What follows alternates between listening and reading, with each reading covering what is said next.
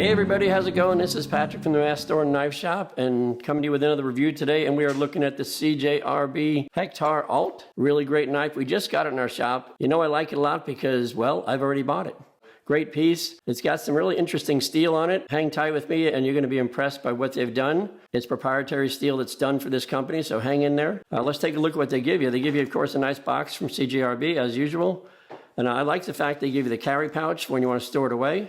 That's always nice. And inside, a branded cleaning cloth. Really nice product. They really take care of you when they give you more than just the knife, and I really like that. CJRB has been around since 2019, so that's a pretty young company. They are part of the artisan cutlery family, and they just wanted to put out some stuff that was really clean and new and different.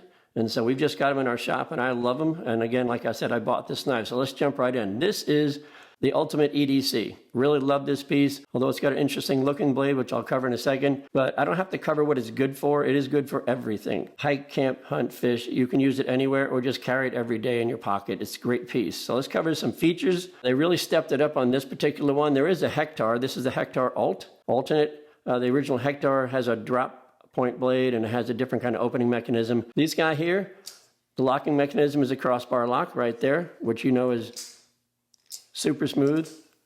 Open and close for that. Really nice. A thumb stud. Pop it open. They have ceramic ball bearings in the pivot, so you know you're always going to have a really super smooth open. I really like that about them. The handle on this is an OD green linen micarta.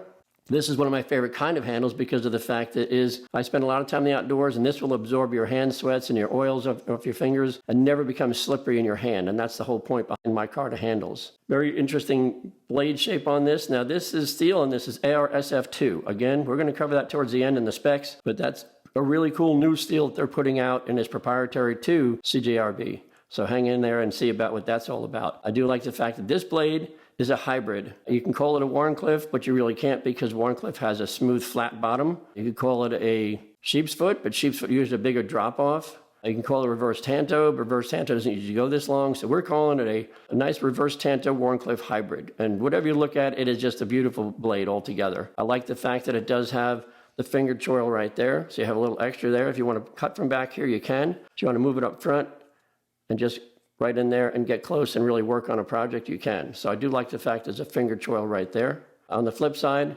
you have a deep pocket clip, a nice steel clip. And as usual for this company, they make the extra effort of giving you a reversible. So if you're a lefty and you're in our shop, we'll switch it to the other side for you. And you can pull it out of your left-hand pocket instead. Pretty cool. The grind on this is a flat grind with a nice satin finish. Of course, like you've heard me talk about in the past, it does have a lanyard hole. You know me, I always talk about the lanyard. So for today, because I did buy this knife, I brought mine in so you can see what I'm talking about. And there's my knife with the lanyard I put on there. Pretty nice looking. And again, the lanyard is just kind of give it a little style. It also helps you pull it out of the pocket. It is a deep pocket clip, so it sits deep. This will help you pull it out. So this is my personal knife, and I just put that on there. It takes about 15 minutes to put one of those on and just give it your own kind of flavor. So really nice right there.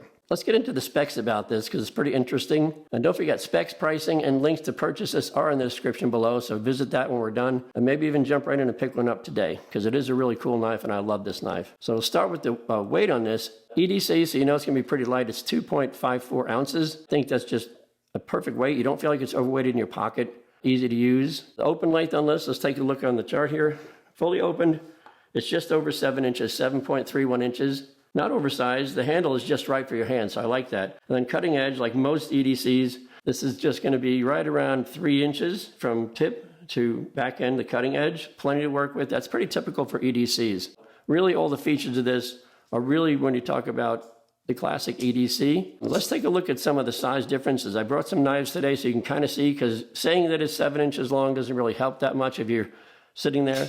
This I brought in also is my Giant Mouse XL. So you can see right there, it's pretty close, although this is a beefier blade, but you can see lengthwise, handle-wise, even though it's a bigger knife, it fits right in. So I like that. And something smaller, I brought in my mini griptilian with a sheep's foot blade, and you can see that drops down in size. So depending on what you're looking for, this is your medium size. I find it to be really, really helpful to not have oversized or small every day. This is really going to help you have something simple. So let's take a look at the steel on this. I told you in the beginning, this is a different kind of steel, and I really like it. It's proprietary to CJRB, and it was made for artesian cutlery. This is AR-SFII. The SF on that name stands for spray form, and basically what they did is they really beefed up what they were doing on the original Hectare. The Hectare was an AR RPM 9, and it was a little bit lower in edge retention, a little bit lower in toughness. Still a good piece of steel. But this, let's take a look at a steel chart and see where this lines up. Again, this is a brand new steel, so it's not on our steel chart, but there are comparisons, and I'm going to bring you through the comparisons and show you what they did to create their own steel. So this is our steel chart you've seen many times if you've been with us before. There's your edge retention,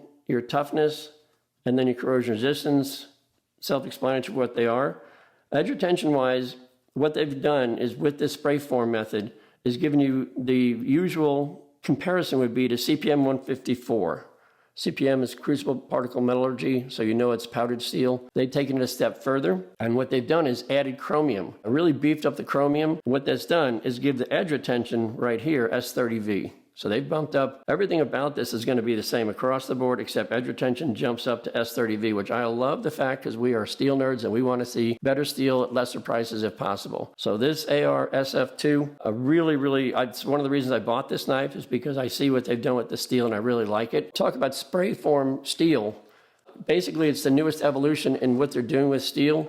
Originally, you're going to get steel that's just been melted down and poured into a form, whatever's needed for shape. When they've really gone to the next evolution was particle metallurgy. Crucible is known for that. Unfortunately, Crucible is stepping down in that business, but we still have the particle metallurgy out there. And basically, it's a 5-step process where they go ahead and put it in simpler terms, they're powdering the steel and they're making sure that all the ingredients of that steel are evenly blended throughout the blade. So you're always getting the best solid blade you can get with the best edge retention. Now, spray form is cutting it down to 1 step. They're taking that and they're putting it into an atomizer and shooting that directly into the spray form. And basically, it's removing a lot of the interim steps. Now, I'm cutting it down to the simplest form. You can go ahead online and look up spray form knife blades and really get a better idea of what's out there. But it's really interesting and really fun to see that they're making some great progress to bring better blades out at a lesser cost. And I really like that because, I mean, if I can get this knife at this cost, and this is $119.95, and it's in our shop and online on our website. It's just a great piece, and they give you a good price for that kind of steel.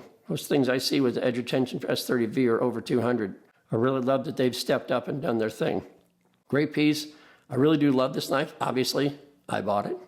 I use it, carry it right now. I'm carrying it every day. Great piece. That does it for the Hectare-Alt from CJRB. I hope you guys found this information helpful. Before you go, do me a favor and hit that like button and be sure to subscribe to our channel and ring that bell so you make sure you get instant access to videos that we're releasing, which we're doing all the time. Thank you guys for watching. We'll see you next time when you visit us. Thanks.